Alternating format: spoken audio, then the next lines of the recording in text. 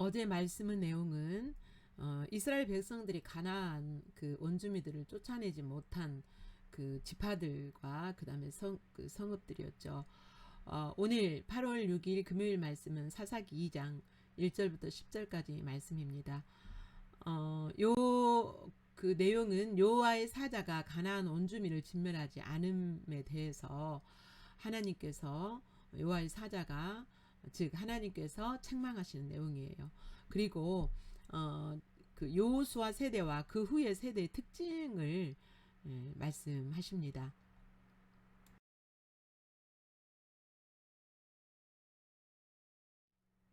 함께 읽겠습니다. 시작. 여호와의 사자가 길갈에서부터 복임으로 올라와 말하되 내가 너희를 애굽에서 올라오게 하여 내가 너희의 조상들에게 맹세한 땅으로 들어가게 하였으며 또 내가 이르기를 내가 너희와 함께 한 언약을 영원히 어기지 아니하리니 너희는 이 땅의 주민과 언약을 맺지 말며 그들의 제단들을 헐라 하였거늘 너희가 내 목소리를 듣지 아니하였으니 어찌하여 그리하였느냐. 그러므로 내가 또 말하기를 내가 그들을 너희 앞에서 쫓아내지 아니하리니 그들이 너희 옆구리의 가시가 될 것이며 그들의 신들이 너희에게 올무가 되리라 하였노라. 여호와의 사자가 이스라엘 모든 자손에게 이 말씀을 이르매 백성이 소리를 높여 운지라. 그러므로 그곳을 이름하여 복임이라 하고 그들이 거기서 여호와께 제사를 드렸더라. 전에 여호수아가 백성을 보내매 이스라엘 자손이 각기 그들의 기업으로 가서 땅을 차지하였고 백성이 여호수아가 사는 날 동안과 여호수아 뒤에 생존한 장로들 곧 여호와께서 이스라엘을 위하여 행하신 모든 큰 일을 본 자들이 사는 날 동안에 여호와를 섬겼더라. 여호와의 종 눈의 아들 여호수아가 110세의 죽음에 무리가 그의 기업의 경내 에브라임 산지 가스산 북쪽 딥낫 헤레스에 장사하였고 그 세대의 사람도 다 그 조상들에게 돌아갔고 그 후에 일어난 다른 세대는 여호와를 알지 못하며 여호와께서 이스라엘을 위하여 행하신 일도 알지 못하였더라.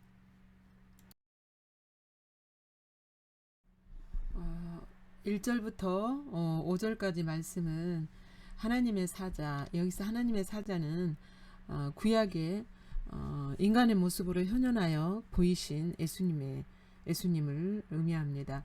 예수님이십니다. 그러니까 하나님의 사자가 길갈에서부터 복임에서 올라왔다 그랬는데 실제로 길갈에서부터 복임으로 오셨는지는 이렇게 그것일 수도 있지만 길갈에서 여호수아에게 땅 정복, 가나안 땅 정복에 대하여서 말씀하실 때 나타나셔서 보이셨던 그 하나님, 그 사역을 그 사역과 연결해서 말씀하시게 하여서 찾아오신 그 하나님이심을 지금 나타내 보여주는 겁니다. 이제 하나님께서 책망하시는 내용이에요. 무엇을 책망하냐면 하나님께서 기업을 주셨으니 이 기업을 전쟁해서 가나안 원주민들을 쫓아내고 또 진멸해서 이 가나안 땅 그 기업으로 주신 그 땅을 차지해라라고 하나님 말씀하셨는데 그들은 두 가지 이유 때문에 그 땅을 차지하기 위한 전쟁을 하지 않았죠. 하나는 무엇이었어요?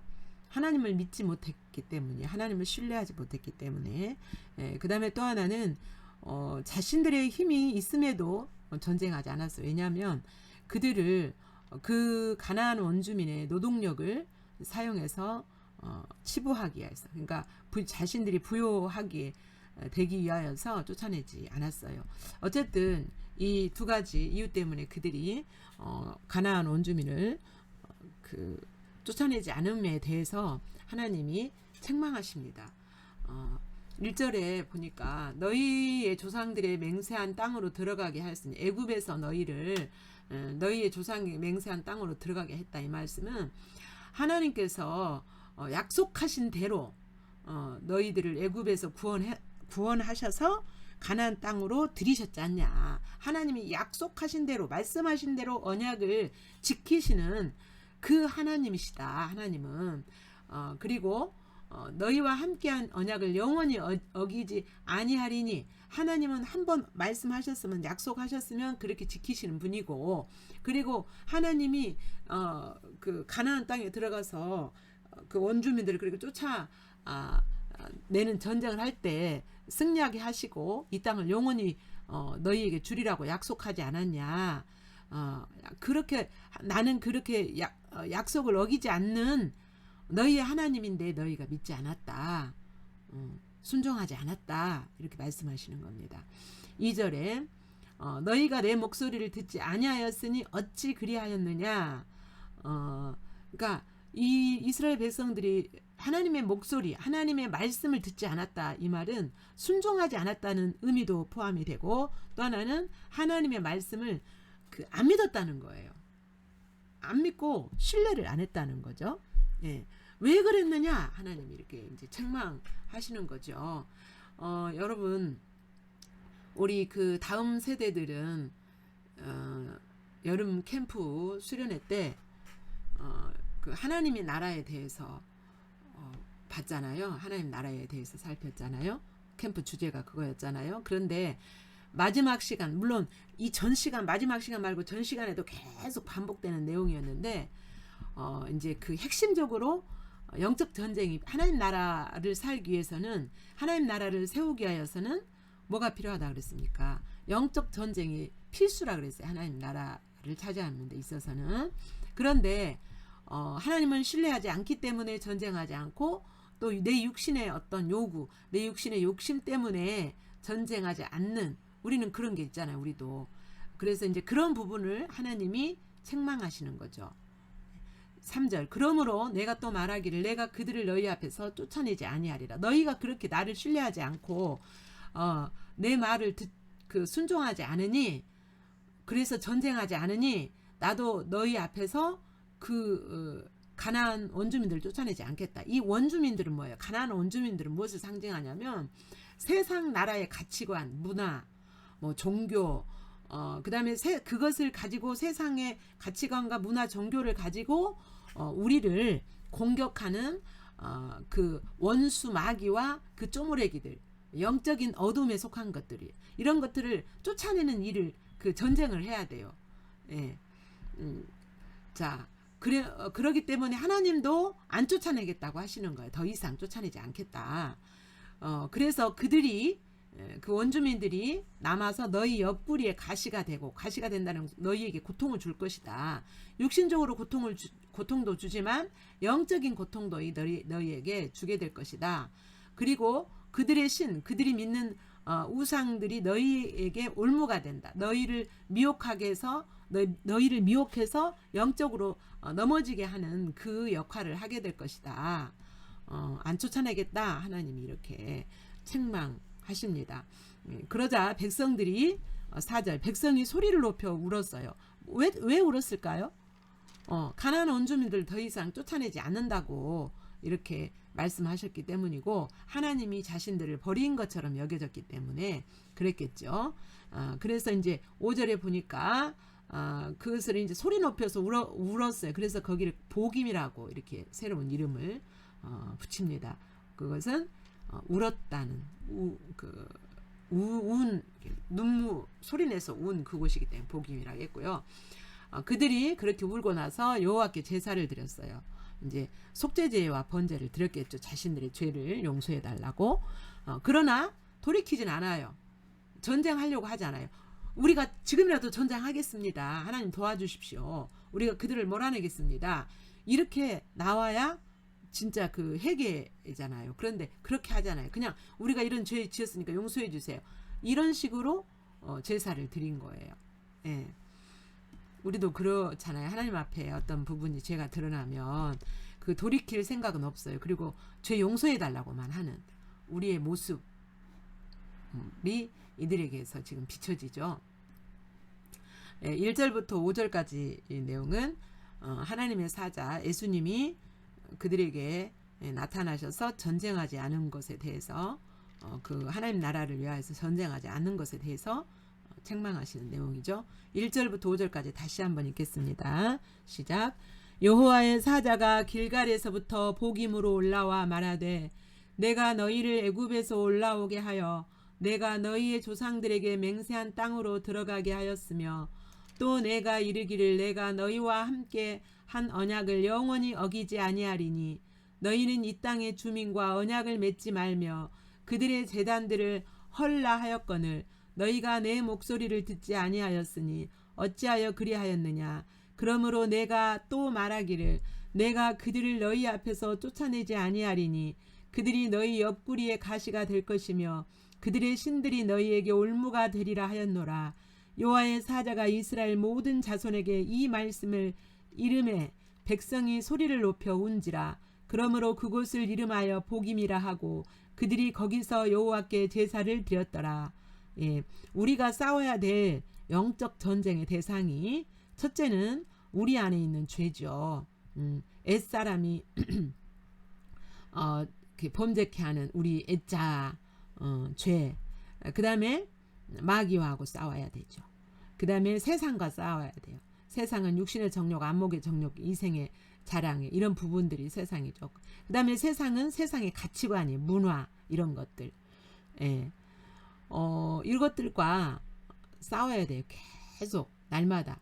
우리 힘으로는 못 이기죠. 예수님 앞에서 예수님을 의지하고 우리가 진리 앞에서 싸울 때 예수님은 이기게 하시죠.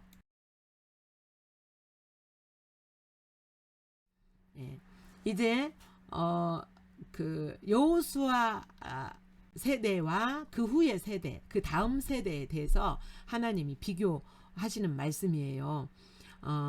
이제 7절에 보면 백성이 여호수아가 사는 날 동안과 여호수아 뒤에 생존한 장로들 곧 여호와께서 이스라엘을 위하여 행하신 모든 큰 일을 본 자들이 사는 날 동안에 여호와를 섬겼어요.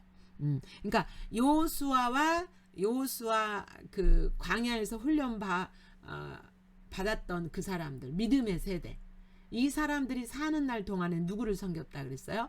여호와를 섬겼어요. 다시 말하면 하나님께서 말씀하시는 대로 순종하며 살았다는 거예요. 하나님이 목적하시는 대로, 하나님이 뜻하시는 대로 순종하며 살았어요. 언제? 여호수아와 그 시대에 살았던 사람들은 왜 그랬습니까?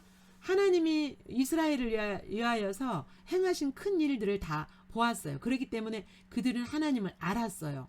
그래서 이렇게 하나님의 목적대로 순종하며 살 수가 있었어요. 그런데 이제 10절에 보면 그 세대 사람도 다 그 조상들에게 돌아갔고, 이 말은 죽었다는 말이죠. 죽었고 그 후에 일어난 다음 세대는 여호와를 알지 못하며 여호와께서 이스라엘을 위하여 행하신 일도 알지 못하였더라 그랬어요. 그러니까 하나님이 하신 일을 경험하지 못한 거예요. 경험하지 못했으면 배우기라도 했어야 되죠. 그러니까 여호수아 세대가 잘못한 게 뭐냐면 이스라엘 그 다음 세대들에게 하나님을 가르치지 않은 거예요. 하나님이 이스라엘 백성들을 위하여 무슨 일을 했는지 가르치지 못했어요. 물론 이제 그 땅 정복하느라고 바빠서 그랬을 수도 있지만 하나님이 가르치라고 부지런히 가르치라고 말씀하셨기 때문에 가르치는 것에 신경을 써야 되는데 그렇게 하지 못했어요. 안 했어요. 그렇기 때문에 그들은 다음 세대들은 하나님이 어떤 분이신지 모른 거예요. 행하신 일도 알지 못했다 그랬어요. 그렇기 때문에 이제 이 사사시대의 내용은 뭐냐면 그들 앞에 왕이 없었어요. 그러니까 하나님을 그들의 왕 삼고 살아가야 되는데 하나님이 그들에게 없는 거예요.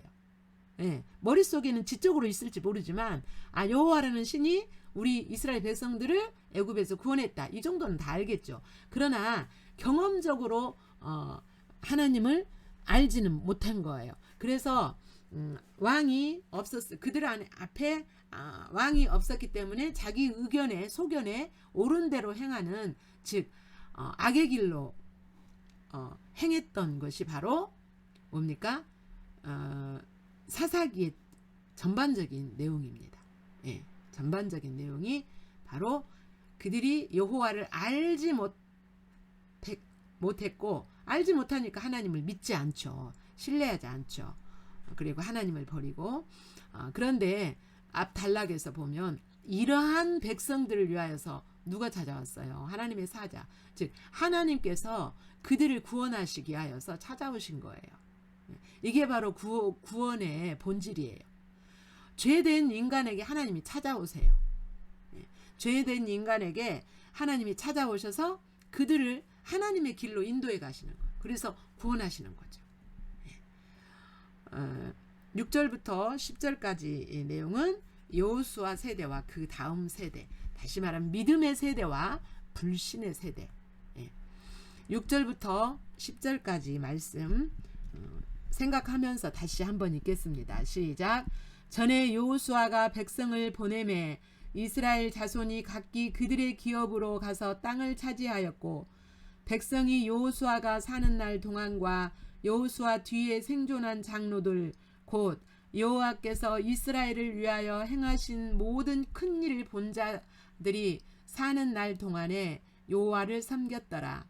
여호와의 종 눈의 아들 여호수아가 110세의 죽음에 무리가 그의 기업에 경내 에브라임 산지 가스산 북쪽 딥낫 헤레스에 장사하였고 그 세대 사람도 다 그 조상들에게로 돌아갔고 그 후에 일어난 다른 세대는 여호와를 알지 못하며 여호와께서 이스라엘을 위하여 행하신 일도 알지 못하였더라. 아멘. 본문에 계시된 하나님을 다시 살핍니다. 1절 하나님이 길갈에서 복임으로 임재로 찾아오시죠. 하나님이 이것은 하나님의 목소리를 듣지 않은, 다시 말하면 하나님을 믿지 않고 순종하지 않은 그들을 백성에게 찾아오신 하나님이세요. 죄악된 인간을 하나님이 임마누엘로 찾아오시고 우리도 죄악된 우리지만 그 죄를 용서하시고 우리에게 찾아오신, 그게 바로 구원이잖아요. 예수님이 임마누엘로 하늘 보좌를 내려놓고 왕의 자리를 내려놓고 이 땅에 찾아오시죠. 우리를 구원하시게 하여서, 죄악된 우리를. 3절 그 하나님의 사랑과 은혜가 여러분에게 이 시간에 비춰지고 깨달아지기를 축복합니다. 하나님의 말씀을 순종하지 않는 그들의 적을 쫓아내지 않으세요. 이게 하나님 말씀에 순종하지 않는 것이 뭐였습니까? 하나님 나라, 즉 기업을 차지하기 위해서 전쟁하라고 했는데 전쟁하지 않았죠. 하나님의 말씀을 믿고 순종하는 자들은 하나님이 그곳에 임하셔서 구원하세요. 믿고 순종하는 자들을 구원하십니다. 여러분에게 다가오시는 그 하나님께 반응하고 여러분이 반응한 내용을 기록하시고 묵상하시기 바랍니다.